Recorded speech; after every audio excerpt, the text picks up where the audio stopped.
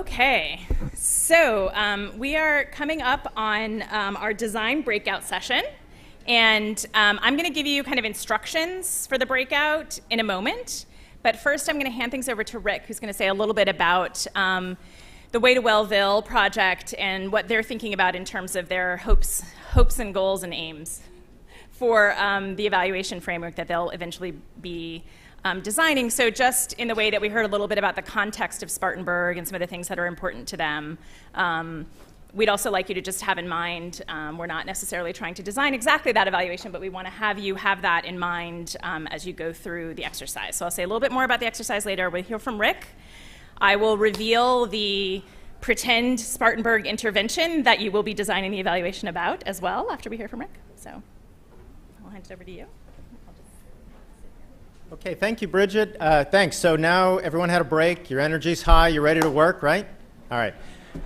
Okay, so by now you've probably heard a little bit about Way to Wellville, so I won't bore you with those details, although there's a nice handout in your packet, and you can read about what it is we're attempting to do. What I want to talk about today is our preliminary evaluation goals, what we hope to get out of our evaluation over the 5 years. So the simple version of Way to Wellville is 5 communities, 5 metrics, 5 years. And our logic model is really simple. It's identify extraordinary communities that are already doing terrific work, working effectively together in a collective impact model. You heard from one of them today. There's other representatives from the other communities.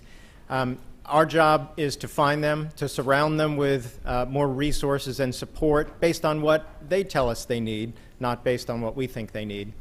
And to evaluate everything. Evaluate so that the communities learn as they go and they can modify their approaches in a real-time way. But also, importantly, this is all about communicating to the world about what works and what doesn't work. So this is a learning opportunity over the next 5 years. So here's the problem. I don't know anything about evaluation. And if I'm going to be honest, I don't really know what matters to these 5 communities. I can make assumptions about both of these, but I really don't know what approach we should use. So what do you do when you find yourself in that situation? Well, you ask the IOM to host a full-day meeting where they bring together the communities with the evaluation experts, and you design their approach for us. Or better yet, you ask a friend to pass a note to the IOM like you do in grade school and say, they'd really like to get some help on their evaluation model. So thank you, Paul Tamber. So what we think we want to learn in our evaluation over the next 5 years is 3 things.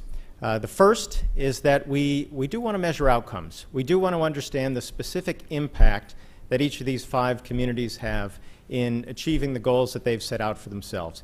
And we put forth preliminary 5 metrics. It's simply health impact, financial impact. These are all in your document, by the way. Social and environmental context and how that supports health. 4th is sustainability. And 5th is a wild card that the community would define for itself. You heard from Spartanburg that one of the things they're focused on is community pride. And community pride is their wild card. So the first thing we want to do is we want to measure outcomes at the end of 5 years. We want to know how successful the efforts of the communities have been. And importantly, we want to be able to translate those outcomes in terms of value. And in terms of value to a number of different groups. So one group would be community members themselves. What do community members really care about? And we're hearing about that today. But I'll talk about one other group. I spent almost a decade at a health insurer. We'd like to be able to communicate the value of this 5-year health improvement effort in terms that the health insurance industry would understand. So one way to do that might be reduction in healthcare costs. Another way might be increases in productivity or economic value in the community. So we need to be able to communicate those outcomes to multiple audiences.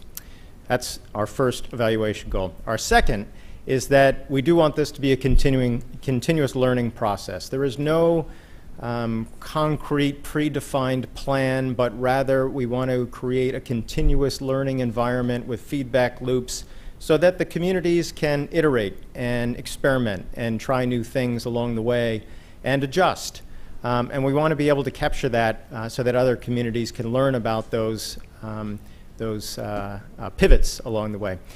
And the third evaluation goal is simply we need to be able to share what happened over the 5 years, not 5 or 6 years from now, but in an ongoing way outside of these 5 communities, because we actually have a network of about 40 communities that we're calling Greater Wellville that are watching really closely what's happening in these 5 and are also willing to share their stories about what they're doing over the next 5 years. So we need to be able to share not just among the 5 communities and specifically within their teams so that they can make changes to get even better, but we need to be able to share it outside with other communities in a way that communicates the context, what actually happened, and how the results changed because of that. So that's it. I'm going to turn it over to Bridget and let you all get to work. Thank you.